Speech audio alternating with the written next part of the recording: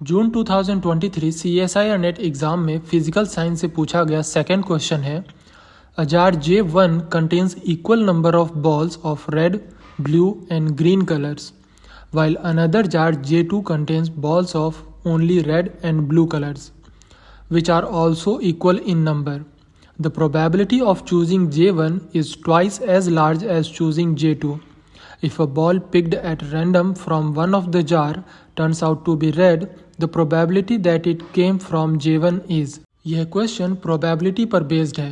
Question के according दो jar J1 और J2 है। जार J1 में red, blue and green ball equal number में है, जबकि जार J2 में रेड और बॉल ब्लू इक्वल नंबर में है।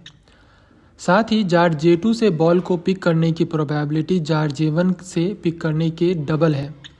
हमें बताना है कि अगर एक बॉल को रैंडमली पिक किया जाए और अगर वो रेड बॉल हो तो उसके जार J1 से पिक होने की कितनी प्रोबेबिलिटी है। यह क्वेश्चन बेस थ्योरम पर बेस्ड है।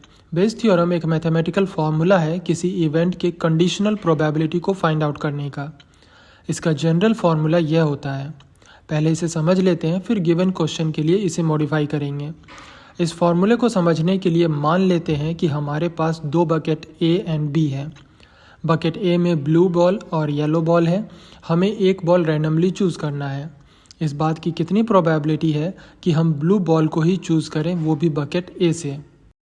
Now suppose A and B दो इवेंट्स हैं बकेट A एंड B से बॉल को चूज़ करने के, और साथ ही ब्लू एंड येलो इवेंट्स हैं ब्लू या येलो बॉल के सेलेक्ट होने के।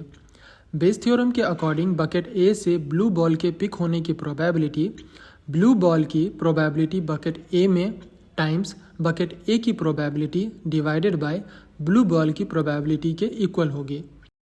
यह बेस थ्योरम का जनरल फॉर्म है, लेकिन अगर इवेंट बाइनरी हो, जैसे ब्लू बॉल की प्रोबेबिलिटी दोनों बकेट के लिए डिफरेंट है, मींस ब्लू बॉल की प्रोबेबिलिटी इस बात पर डिपेंड करती है कि उसे किस बकेट से पिक किया गया है, तो इस रिलेशन को इस तरह एक्सपेंड किया जा सकता है। नाउ इस रिलेशन को गिवन क्वेश्चन के लिए अप्लाई करें तो क्वेश्चन में बकेट को जार से रिप्लेस किया गया है और बॉल 3 टाइप्स के हैं, red, blue and green.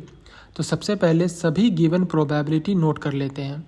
According to the question, jar J1 से बॉल को पिक करने की प्रोबेबिलिटी जार 2 से 2 टाइम्स है।